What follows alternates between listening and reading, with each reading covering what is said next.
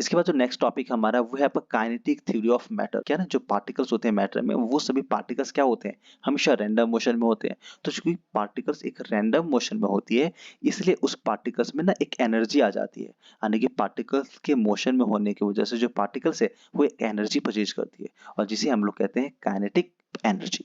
तो kinetic theory में हमें ना काइनेटिक एनर्जी के बारे में पढ़नी होती है। देखो क्या लिखा हुआ है कि a substances any substances whether solid liquid and gas are made of tiny particles called atom molecules or ions which are always in random motion is called kinetic theory of matter। कितनी simple सी definition है। ये बात मैं आपको कब से बता रहा हूँ कि जो पार्टिकल्स होती है वो हमेशा रैंडम मोशन में होती है। तो जो सॉलिड लिक्विड या फिर गैसेस मैटर है, उनके जो पार्टिकल्स हैं वो क्या हैं, उनके पार्टिकल्स हैं एटम, उसके पार्टिकल्स मॉलिक्यूल्स हैं, और उसके पार्टिकल्स आपका आयंस है। और ये सभी जो पार्टिकल्स है वो हमेशा एक रैंडम मोशन में होती है, और क्योंकि जो पार्टिकल्स रैंडम मोशन में होती है तो एक एनर्जी प्रोड्यूस करती है जिसे हम लोग कहते हैं काइनेटिक एनर्जी। बहुत सिंपल सी डेफिनेशन थी, आई होप आपको ये चीज समझ में आया होगा। अब आपको समझना है कि जो काइनेटिक थ्योरी ऑफ मैटर है ये क्या चीजें कहती है, यानी कि जो काइनेटिक थ्योरी ऑफ मैटर है इसके पोस्टुलेट्स क्या है, इसके रूल्स क्या है, कैरेक्टरिस्टिक्स क्या है। तो काइनेटिक थ्योरी ऑफ मैटर में आपको ना 5 प्रॉपर्टीज पढ़नी होती है। पोस्टुलेट्स में से आप स्टेटमेंट याद रख सकते हो। तो देखो इस थ्योरी के स्टेटमेंट क्या क्या है। तो ये कहती है पहला, वेरी स्मॉल इन साइज, यानी कि जो पार्टिकल्स हैं उसका साइज क्या है, बहुत स्मॉल है। तो फिर ये क्या चीजें बता रही है, इसके बारे में तो मैंने आपको पहले ही बता दिया कि जो पार्टिकल्स है साइज के, सॉरी, पार्टिकल्स के जो साइज होते हैं वो क्या है, बहुत ही ज्यादा स्मॉल होते हैं, बहुत बहुत बहुत स्मॉल है। नेक्स्ट है आइडेंटिकल इन ऑल रिस्पेक्ट, यानी कि जो पार्टिकल्स होते हैं किसी भी मैटर में वो हर एक तरह से आइडेंटिकल होते हैं, मतलब कि इक्वल होते हैं, सेम होते हैं। चाहे उसकी प्रॉपर्टीज की बात करो, उसकी साइज की बात करो, उसके बिहेवियर के बारे में बात करो, तो सारे जो पार्टिकल्स होते हैं एक मैटर में वो कैसे होती है, आइडेंटिकल होती है। नेक्स्ट है कि स्पेस, यानी कि इंटरमॉलिक्यूलर स्पेस होती है, यानी कि जो पार्टिकल्स उसके बीच में क्या होती है, स्पेसेस होती है, और जिसे हम लोग क्या कहते हैं, इंटरमॉलिक्यूलर स्पेस, है ना। नेक्स्ट इज अट्रैक्शन, तो यानी कि जो पार्टिकल्स होती हैं उनके बीच में क्या होती है, there are force of attraction between the particles which holds together and gives a shape.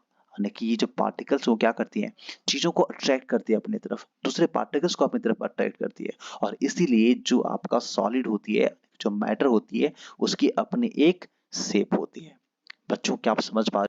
ये तो प्रॉब्लम होती है ना, वीडियोस को रिकॉर्ड करना और रिकॉर्ड करके फिर अपलोड करना, पब्लिश करना, फिर वो एक ना बीच में कम्युनिकेशन नहीं हो पाती। मैं जो बता रहा हूँ आप समझ पा रहे हो या नहीं पा रहे हो, इस चीज के बारे में हमें पता नहीं चलती है।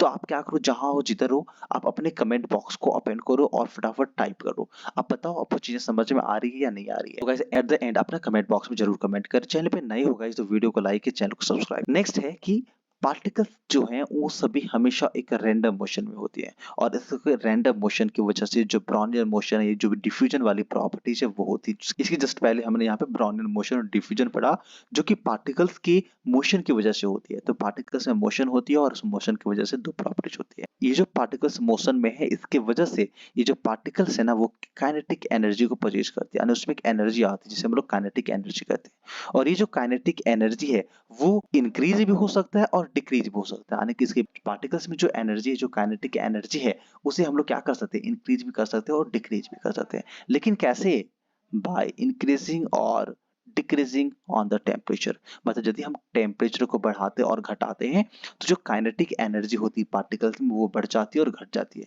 गाइस इसको ऐसे ध्यान दो कि मान लो ना आपने बहुत टेस्टी और बहुत प्यारा सा खाना कुकिंग करा है, बट देखना अक्सर क्या होती है, खाने जब गर्म होती है ना, चीजें जब गर्म रहती है, जो हमारे फूड्स हैं वो जब गर्म होते हैं तो उसका स्मेल बहुत दूर तक जाती है। यानी कि आस-पास में यदि किन्हीं के यहाँ पे चिकन बिरयानी वगैरह बन रहा होता है तो आपको पहले ही पता चल जाता है, यार कुछ तो स्पेशल हो रहा है, कुछ पार्टी-वार्टी तैयारी हो रही है यहाँ पे। बट ऐसा क्यों हो रहा है? क्योंकि जो पार्टिकल्स होते हैं ना उसमें क्या होती है, उसे एनर्जी प्रोवाइड कराने के बाद पार्टिकल्स की जो एनर्जी, काइनेटिक एनर्जी वो बढ़ जाती है, और उसके बाद एनर्जी बढ़ जाने की वजह से जो पार्टिकल्स है वो थोड़ी दूर तक ट्रैवल कर पाती है। यानी कि एनर्जी मिलने के बाद जो पार्टिकल्स होती है ना मैटर्स की, वो पार्टिकल्स क्या करते हैं, वो पार्टिकल ट्रैवल करने लगते हैं, उसके बीच की जो डिस्टेंस है वो ज़्यादा बढ़ने लगती है, और उसके बीच में जो मोशन होती है, रैंडम मोशन है, वो बढ़ जाती है। इसलिए ये जो पार्टिकल्स हैं, फूड्स के जो पार्टिकल्स होते हैं वो एयर के साथ मिक्स होकर के हमारे तक पहुंच जाती है, और इसलिए हमें पता चल जाता है कि हमारे आसपास में किसके यहाँ पे चिकन बिरयानी और खीर पूड़ी बन रहा होता है। किसके यहाँ पे खीर पूड़ी और चिकन बिरयानी बन रहा होता है, इसके बारे में हमें पता कैसे चलती है? हम इसके बारे में गाइस हमें पता चलती है काइनेटिक थ्योरी की वजह से, काइनेटिक एनर्जी की वजह से। जब पार्टिकल्स को हम लोग खाना को पका रहे होते हैं, उसे गर्म कर रहे होते हैं, तो जो फूड्स के पार्टिकल हैं वो एयर के साथ मिक्स हो जाते हैं और हमारे बस नाकों तक पहुंच जाते हैं, और फिर हम भी वो बस बन जाते हैं मोटू पतलू की तरह। समोसे की स्मेल के पास कैसे मोटू भाग रहा होता है, तो बस वैसे ही हमारे पास भी उसकी एनर्जी पहुंच जाती है। तो मोशन की वजह से जो पार्टिकल्स उसमें एक एनर्जी प्रोड्यूस करती है जिसे हम लोग काइनेटिक एनर्जी कहते हैं, और ये जो एनर्जी है वो इंक्रीज भी हो सकती है और डिक्रीज भी हो सकती है। तो अब हमारे जो चैप्टर है वो कंप्लीट होने वाले हैं, फटाफट हम लोग देख लेते हैं। नेक्स्ट जो टॉपिक हमारा है वो है concepts based on kinetic theory of matter. Kinetic theory of matter पे कौन कौन सी कॉन्सेप्ट बेस्ड है? तो पहला है कि why solids are rigid and have fixed shape. जो सॉलिड है उसकी फिक्स्ड शेप क्यों होती है और वो रिजिड क्यों होता है? तो गाइज वन एंड ओनली और सिंपल सा आंसर है कि because there are very small intermolecular space between the particles of solid and greater force of attraction between the particles of solid. That's why solids are rigid and have fixed shape. तो guys इसे आप अपने copy में note कर सकते हो और लिख भी सकते हो। तो काइनेटिक थ्योरी पर बेस्ड हमारा जो दूसरा क्वेश्चन है वो है why liquids flow and takes the shape of container. जो लिक्विड है वो फ्लो क्यों करती है और वो कंटेनर का शेप क्यों ले लेती है? बिकॉज इसका आंसर हो जाएगा guys because the particles of water have greater intermolecular spaces as compared to solid and less intermolecular force of attraction as compared to solid। यानी कि जो intermolecular force of attraction है, intermolecular force of attraction कम होती है और जिसके बीच में space होती है वो ग्रेटर होती है। इसकी वजह से जो हमारा मैटर है वो लिक्विड स्टेट में पाया जाता है, और चूंकि ये लिक्विड स्टेट में है तो इजिली ये फ्लो कर लेती है, और फ्लो करने की वजह से किसी भी कंटेनर में डालो तो उसी कंटेनर का ये शेप ले लेती है। थर्ड एंड लास्ट क्वेश्चन है इसमें बेस्ड कि why gases fill in container in which it is capped. यानी कि जिस भी कंटेनर में हम एयर को रखते हैं, गैसेस को रखते हैं बेसिकली, तो जो गैस है वो पूरे कंटेनर का शेप ले लेता है। तो इसके पीछे का आंसर गाइस ये हो जाएगा क्योंकि इसमें क्या होती है, इंटरमॉलिक्यूलर स्पेस बहुत ज्यादा होती है और जो फोर्स ऑफ अट्रैक्शन है वो बहुत कम होती है। तो इसलिए जब इसमें स्पेसेस ज्यादा होती है तो जिस कंटेनर में डालो तो जो पार्टिकल्स हैं वो दूर दूर चले जाते हैं, और चूंकि इसके बीच में अट्रैक्शन बहुत कम है तो जो पार्टिकल्स है वो आसानी से चले जाते हैं, बहुत इजीली चले जाते हैं, और इस वजह से उसे जिस भी कंटेनर में हम गैसेस को रखते हैं तो जो गैस है वो उसी कंटेनर का जो शेप है वो कैप्चर कर लेता है ना। तो ये था इसके पीछे का रीजन। जैसे कि ना मैं आपको एग्जाम्पल के माध्यम से बताना चाहूंगा। सपोज करो ये सपोज मैं क्या करना है, सपोज करो ये करो कि जो छोटे छोटे गोल गोल नजर आ रहे हैं ना, ये आपके मॉलिक्यूल्स हैं या फिर बोलो एटम्स हैं। तो अब ध्यान देना, ये जो मैं फर्स्ट फिगर आपको बता रहा हूँ, फर्स्ट जो आपको शेप नजर आ रही है, पिक्चर नजर आ रही है यानी कि ए में, इसमें देखो जितने सारे पार्टिकल्स हैं बहुत ही ज्यादा पास पास में है ना। यानी कि सेकंड फिगर में जो पार्टिकल्स दिख रहे हैं इसके बीच में लिटिल बिट गैप्स हैं, और जो थर्ड फिगर दिख रहा है इसमें तो पूछो ही मत, इस पार्टिकल्स के बीच में तो अनाप शनाप गैप है। तो ये जो फिगर है ना गाइस वो रिप्रेजेंट कर रहा है कि जो फर्स्ट फिगर है वो आपका सॉलिड का है, जिसमें इंटरमॉलिक्यूलर फोर्स ऑफ अट्रैक्शन जो है वो बहुत हाई है, और इसीलिए जिसमें गैप है वो बहुत कम है, यानी कि सारे पास पास में मॉलिक्यूल्स हैं। सेकंड जो फिगर है वो बेसिकली आपको बता रहा होता है कि मॉलिक्यूल्स लाई फेयरली लेस अपार्ट। जो पार्टिकल्स हैं वो थोड़ी थोड़ी दूर में है फ्रॉम ईच अदर, यानी एक दूसरे से, with a little force of attraction between them, और इसके बीच में थोड़ी पूरी फोर्स ऑफ अट्रैक्शन बची हुई है, थोड़ी पूरी फोर्स ऑफ अट्रैक्शन है, इसीलिए ये जो पार्टिकल्स है वो बहुत ज्यादा दूर दूर नहीं जा पा रहा है, अलग नहीं हो रहा है। लेकिन इसमें ध्यान देना जो मॉलिक्यूल्स है, मॉलिक्यूल्स के जो मॉलिक्यूल्स हैं उसके बीच में lie very far from each other, एक दूसरे से जो पार्टिकल्स है वो काफी दूर दूर में है, और इसलिए इसके बीच में जो फोर्स ऑफ अट्रैक्शन है बिटवीन पार्टिकल्स वो बहुत लेस है। तो इंटरमॉलिक्यूलर फोर्स लेस होने की वजह से कह सकते हो जो पार्टिकल्स है उसके बीच में दूरियां बढ़ गई है, और इसके बीच में दूरियां बढ़ जाने की वजह से जो हमारा मैटर है वो गैसेस स्टेट में पाया जाता है। जब ये दूरियां कम हो जाती है तो ये लिक्विड स्टेट में पाया जाता है, और जब दूरियां बहुत कम हो जाती है यानी पार्टिकल्स जो है वो पास पास में होते हैं तो ये आपके सॉलिड स्टेट में पाया जाता है। अब बिल्कुल इस चैप्टर को हम एंड करने वाले हैं। इस चैप्टर के जो लास्ट टॉपिक है इसे फटाफट हम लोग कंप्लीट कर लेते हैं। यदि आप यहाँ तक बने हुए उसका मतलब कि चैप्टर आपको पसंद आ रही है, वीडियो आपको पसंद आ रही है, और मुझे उम्मीद है कि यदि आप चैनल पर नए होंगे तो वीडियो को लाइक करेंगे, चैनल को सब्सक्राइब करेंगे, और गाइस यदि यहाँ तक हो इसका मतलब कि आपको टॉपिक समझ में आ रही है और आपके जो लेक्स आपके जो एग्जाम्स हैं वो बहुत पास में, आपको जो मैं कंटेंट दे रहा हूँ ये आपको समझ में आ रही है और ये आपके लाइक। गाइस आप कमेंट बॉक्स में कमेंट करके बता सकते हो कि इसके आगे आपको कोई और वीडियो चाहिए या नहीं। जो लास्ट टॉपिक हमारे पास है गाइस वो है inter conversion of states of matter, यानी कि बेसिकली जितने सारे स्टेट्स हैं मैटर की, चाहे वो सॉलिड हो या फिर लिक्विड हो या फिर गैसेस हो, इन सभी पार्टिकल्स को हमें क्या करनी है, एक दूसरे में कन्वर्ज करनी है। तो बेसिकली ध्यान देना, ये inter conversion states of matter ना एक फिनोमिना है, एक रूल्स, एक सिस्टम है। इसमें क्या होती है, जो मैटर है उसके जो स्टेट्स हैं वो एक स्टेट से from one state of matter to another state and then back to its original states without any changing in chemical composition। यानी कि केमिकल कॉम्पोजिशन बिना कोई बदलाव हुए मैटर का वन स्टेट से अनदर स्टेट में जाना और फिर अनदर से वापस होते हुए ठीक ओरिजिनल स्टेट में वापस आ जाना, इसे हम लोग कहते हैं inter conversion of states of matter. और ये जो इंटर कन्वर्जन होती है वो बेसिकली दो फैक्टर पे डिपेंड करती है। पहला change in temperature and second is change in pressure. यदि हम लोग टेम्परेचर बढ़ाते हैं, सपोज करो ना, ये आपको मैं ना सॉलिड का एग्जांपल बता रहा हूँ, ये सॉलिड है, ये आपका लिक्विड है और ये आपका गैस है। मैं यहाँ पे नीचे रिप्रेजेंट कर देता हूँ, ये हमारा सॉलिड एस, लिक्विड एल और ये आपका गैस है। मैं थोड़ी कलर चेंज कर लेता हूँ और इसकी जो साइज है वो थिकनेस को मैं थोड़ा कम कर देता हूँ, उसके बाद आपको बताता हूँ। तो गाइस क्या होता है पार्टिकल के साथ कि जब हम इसमें टेम्परेचर बढ़ाते हैं ना, तो जो पार्टिकल्स होते हैं आपस में उसको एनर्जी मिल जाती है और पार्टिकल्स को एनर्जी मिलने के बाद वो क्या करना स्टार्ट करता है, वो मोशन करना स्टार्ट करती है, वो दूर दूर जाना स्टार्ट होता है।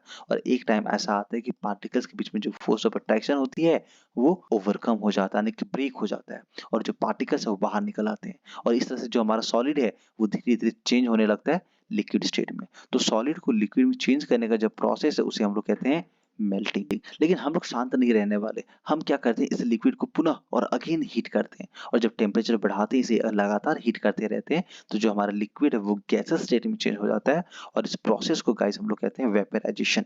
तो आपने देखा कि सॉलिड को यदि आप हीट करते हो, यानी कि जो टेम्परेचर को चेंज करते हो, तो जो हमारा स्टेट है वो बेसिकली चेंज हो जाता है और वो सॉलिड से लिक्विड, लिक्विड से अगेन गैसेस स्टेट में चेंज हो जाता है।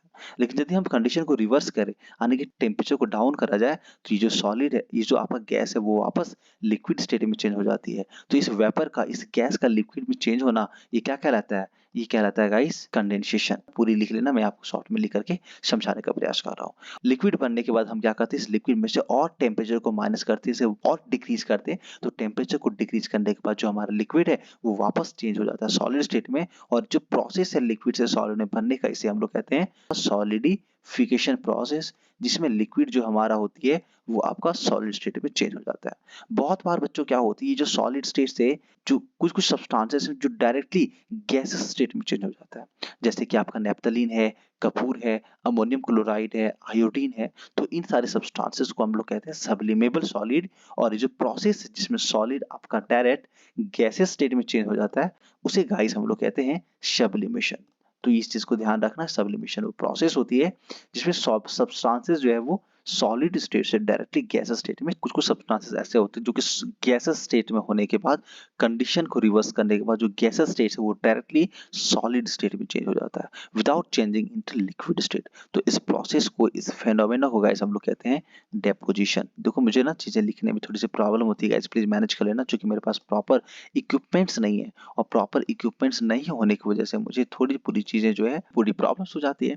तो ये था आपका सॉलिड, लिक्विड, गैस और इसके बीच का ये था इंटर कन्वर्जन। तो गाइस ध्यान देना, inter conversion of states of matter एक फेनोमेना होती है, एक फेनोमेना है जिसमें क्या होती है, the matter changes its states from one state to another and then back to its original state without changing in its chemical composition. यानी कि जो सब्सटेंस उसके बीच में जो जो उसकी केमिकल कॉम्पोजिशन, यानी कि जिस एलिमेंट से मिलकर के वो बने हुए होते हैं उसके कॉम्पोजिशन में कोई चेंज नहीं होती है, बस वो क्या होती है, उसकी स्टेट चेंज हो जाती है। स्टेट चेंज होना मतलब उसके बीच में जो पार्टिकल्स के बीच में स्पेसेस होती है, जो अट्रैक्शन होती है, उसमें अप एंड डाउन, इंक्रीज और डिक्रीज होने की वजह से जो स्टेट है वो बेसिकली कभी सॉलिड में, कभी लिक्विड में, कभी गैस स्टेट में पाया जाता है। और हो सकता है कभी सॉलिड से लिक्विड में चेंज होना, लिक्विड से गैस में, और वापस सॉलिड स्टेट में चेंज हो जाती है। तो ये जो पूरी कन्वर्जन है ना, उसे हम लोग कहते हैं inter conversion of states of matter. I hope कि आपको चीजें समझ में आ रही होंगी। और जो inter conversion of states of matter और जो उसके फैक्टर्स हैं जो कि आप यहाँ पे देख पा रहे हो, उसके factors there are two factors of inter conversion of states of matter, जिसमें से फर्स्ट है आपका चेंज इन टेम्परेचर और सेकेंड है प्रेशर। यानी कि प्रेशर और टेम्परेचर को हम लोग कभी इंक्रीज कर सकते हैं, कभी डिक्रीज करेंगे और इंक्रीज और डिक्रीज करने की वजह से जो आपका स्टेट्स है वो चेंज हो जाता है और इस प्रक्रिया को हम लोग कहते हैं inter conversion of states of matter, जो कि आप यहाँ पे देख सकते हो। यहाँ पे देख सकते हो कि यदि हम आइस को हीट करते हैं तो हीट करने के बाद ये वाटर में चेंज हो जा रहा है, वाटर को हीट करते हैं तो स्टीम में आ जाती है और इस स्टीम को वापस कूल करते हैं तो ये लिक्विड बनती है और लिक्विड को कूल करते हैं तो आइस बनती है। इसका मतलब ये जो टेम्परेचर है वो बहुत इंपॉर्टेंट रोल प्ले करता है किस चीज में, तो ये किसी भी मैटर का स्टेट्स क्या होगा, उसका मैटर के स्टेट्स को डिसाइड करने में टेम्परेचर एक इंपॉर्टेंट रोल प्ले करती है।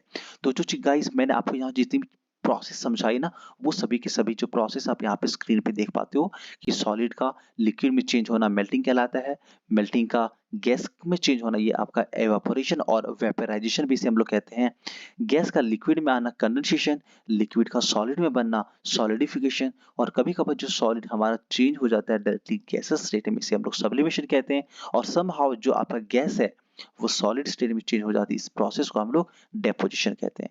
आई होप कि जितनी सारी चीजें यहाँ पे लिखी हुई वो आपको चीजें समझ में आया होगा, और इसी के साथ हम लोग इस वीडियो को एंड करते हैं। बट उससे पहले एक लास्ट टॉपिक बची हुई है जो कि आपका है law of conservation of mass. इसे आप समझ चाहते हो तो पूरी ये जो वीडियो वो फिनिश हो जाएगी और एक ही लेक्चर में जो पूरी वीडियो है मैटर का वो कंप्लीट हो जाएगा।